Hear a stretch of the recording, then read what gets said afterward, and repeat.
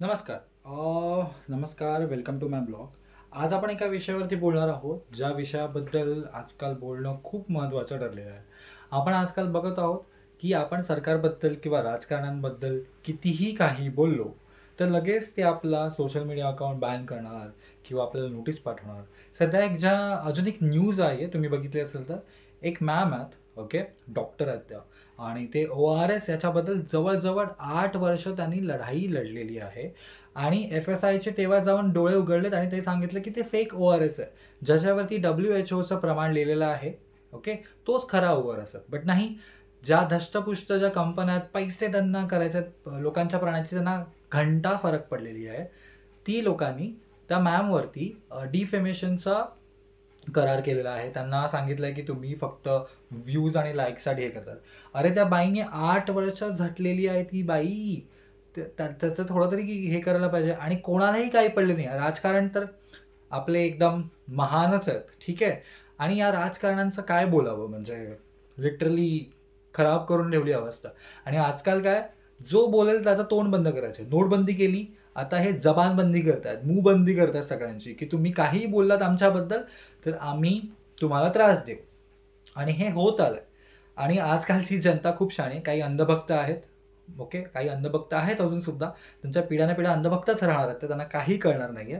मंदबुद्धी आणि brain wash झालेले प्राणी आहेत. पण आमच्यासारखी शिकलेली माणसं किंवा तुम्ही जे शिकलेली माणसं आहेत, त्यांना कळतंय कुठे चूक आहे, कुठे बरोबर आहे. वेळ येतेय. आता आपले सर्वात मराठी जे राजकारणी होते, ते देशाची काय आय घालतायत ते आपल्याला माहिती आहे. ठीक आहे. हा शब्द वापरला मी कारण की माझ्या रक्तात खूप प्रचंड राग आहे. पण काय करणार, शेवटी आपण एक नागरिक आहोत आणि आपण आपली नागरिकता पाळावी. पण त्यांनी त्यांचे पराक्रम करावे. आता पी-एमबद्दल तर किती फालतूगिरी चालू आहे. तुम्हालाही माहिती आहे, की पी-एम मोदी केअर जो फंड होता, त्याचा किती मोठा घोटाळा केला, तरी पण काही इश्यू नाही. आणि बी-जे-पीमध्ये सगळे बलात्कारीच भरलेले आहेत. या गोष्टी पण माहीत आहेत. तर काय चेंज? बेटी बचाओ, बेटी पढाओ सगळं आंदोलन, काय ते सगळं फेक आहे. तर आपण कोणत्या जगात जगतोय आणि ही रिस्पॉन्सिबिलिटी कोण घेणार? आपणच घेऊ शकतो. पण आपल्याला ब्रेन वॉश केलं जातं. आता सध्या चालू आहे, की गॅस कमी आहे, हे कमी आहे, ते कमी आहे. त्यामुळे एकमेकांचं लढा. हिंदू-मुस्लिम तर चालूच असतं. तर आता आपल्याला विचार करण्याची गरज आहे, की विश्वगुरू तर दूरची गोष्ट आहे.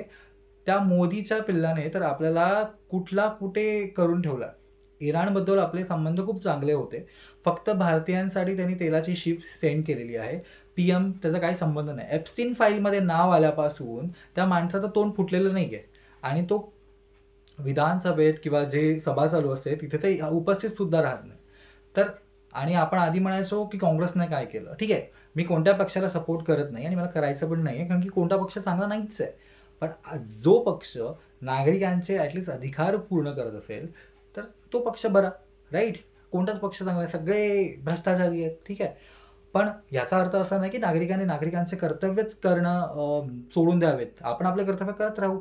ठीक आहे, थोडा त्रास होतोय, पण एक दिवस येईल आणि दिवस येत आहे. सगळ्यांची पोल खोलत जात आहे.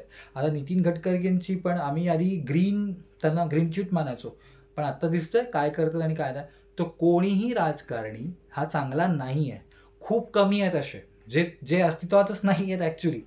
तर का आपण हा बोलतोय किंवा का मनात तर राग तुमच्या पण असेल, राइट? मनात राग तुमच्याही असेल, की ह्या गोष्टी सर्व होत आहेत, या गोष्टी सर्व कशा आपण थांबवू शकतो किंवा आपण काय करू शकतो याच्यासाठी. तर डोकं वापरा. मतं ठीक आहे आणि हे बघा, प्रत्येकाचा पीक व्हॅल्यू येतो आणि त्या पीक व्हॅल्यूनंतर ते पडणार खाली. सगळे पडणार आहेत खाली आणि पडतायत. सगळ्यांचे जे नकाब आहेत ते उतरतायत. तुम्ही बघत असाल आता तेच होतंय. फक्त बघा आणि अंडरस्टँड करा, की आपण कुठे चुकत होतो आणि आता ती चुका करायची नाही. ही जागरूकता तरी आपण थोडी ठेवली ना आपल्या मनात, खूप पुढे जाऊ.